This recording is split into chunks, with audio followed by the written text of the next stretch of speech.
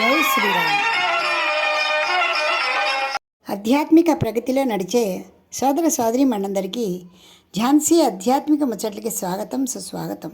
ఈరోజు కూడా ఈ ధారావాహికలో ఉదాసీనత, నిర్లిప్తత గురించి తెలుసుకుందాం. కిందటి సంచికలో సంసారానికి మూలము కోరిక, నిర్వేద భావమే ముక్తికి మార్గం అని తెలుసుకున్నాం కదా. ఇప్పుడు అష్టావక్రుల జనక మహారాజుకి ఇంకా ఏం చెబుతున్నారో విందాం.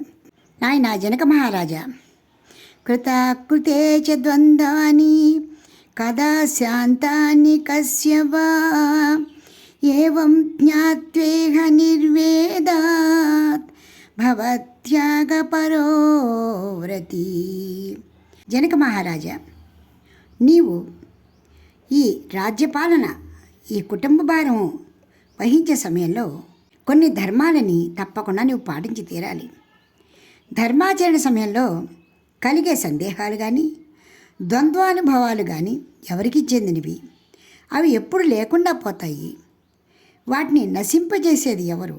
ఇలా కూలంకషంగా విచారించి, తర్కించి ఈ ప్రపంచం పట్ల పూర్తి అవగాహన కలిగి ఉదాసీన భావాన్ని వహించిన వాడు ఎప్పుడవుతావో అప్పుడు రాగరహితుడవై, త్యాగధనుడవై జీవించగలుగుతావు. అష్టావక్రులు ఎందుకు చెప్తున్నారంటే, జనక మహారాజు అడిగినటువంటి ప్రశ్న దేని గురించి?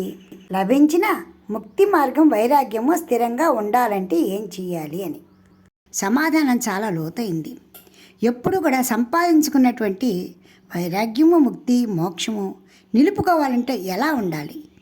నిజానికి ఈ కలియుగంలో, ఈ సంసార జంజాటంలో, ఈ అలల మాదిరి సంసార సముద్రంలో ఎలా ఉండాలి అంటే, ఎంత కఠినమైన మనసుతోటి, ఎంత నిష్ఠాగరిష్ఠులై, ఎంత జ్ఞానవంతులై ఉండగలిగితేనో వారు సంపాదించుకున్నటువంటి సమస్త జ్ఞానాన్ని కూడా నిలబెట్టుకోగలుగుతారు, ఆచరించగలుగుతారు.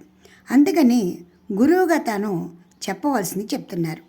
ఇంకా లోతైన విషయం ఏంటంటే, ద్వంద్వ అనుభవాలు అంటే చేసింది నేను అనుకుని ఫలాఫలాల్ని అనుభవిస్తూ పరిణామాల గురించి ఆలోచించేవారు కొంత సందిగ్ధావస్థలకి లోనవుతూ ఉంటారు. అలాగే ధర్మాచరణ సమయంలో కలిగే సందేహాలు అంటే, మనం న్యాయం చేశామా, అన్యాయం చేశామా, మూడవ మనిషిగా ఉండి తీర్పు చెప్పాలి.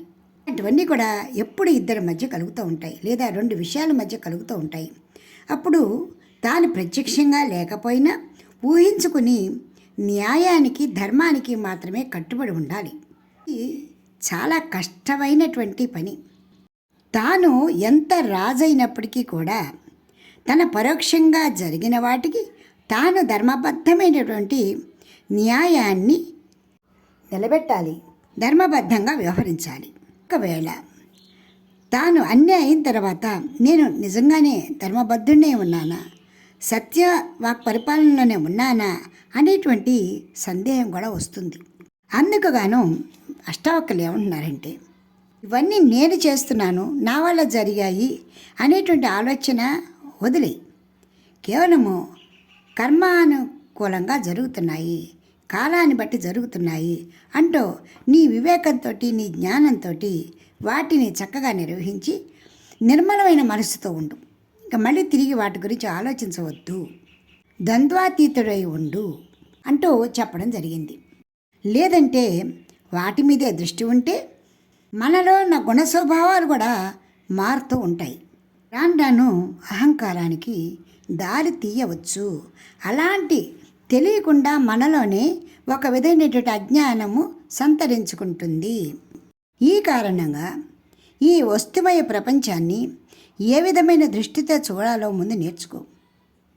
జరిగే వాటిపై ఉదాసీన భావాన్ని చూపించు. ఈ దృక్పథం నీకు అర్థమైతే జ్ఞానులందరూ కూడా ప్రపంచంతో వ్యవహరించే తీరు కూడా అర్థమవుతుంది.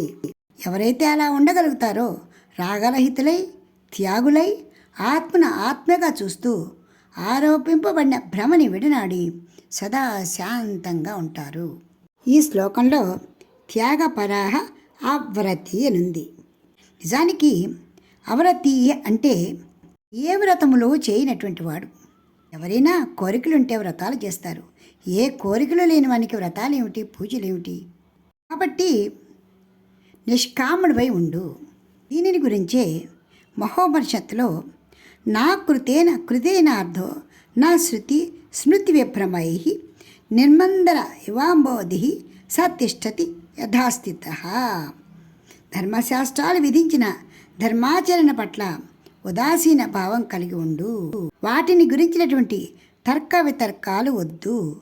నిశ్చల గంభీరమైన సముద్రంలా చైతన్యమయమైన తన స్వరూపంలో స్థితి కలిగి ఉంటే జ్ఞానిగా శాంతంగా ఉండగలుగుతావు అంటూ మహోపనిషత్తు కూడా చెబుతోంది అంటూ అష్టావక్రులు జనక మహారాజుకు చెప్పారు. ఈ అధ్యాయము చాలా గంభీరమైనది, చాలా లోతైనది, మనకి నిత్యము యుక్తమై ఆచరించదగ్గది. కాబట్టి ఒక్కొక్క శ్లోకాన్ని చక్కగా చదువుకుని అర్థం చేసుకుని ఆకలింపు చేసుకుందాం. వచ్చే సంచికలో ఇంకొక శ్లోకం గురించి తెలుసుకుందాం. ఇప్పటికి స్వస్తి. జై శ్రీరామ్. మీకు ఈ వీడియో నచ్చితే లైక్ చేయండి, షేర్ చేయండి, సబ్స్క్రైబ్ చేయండి.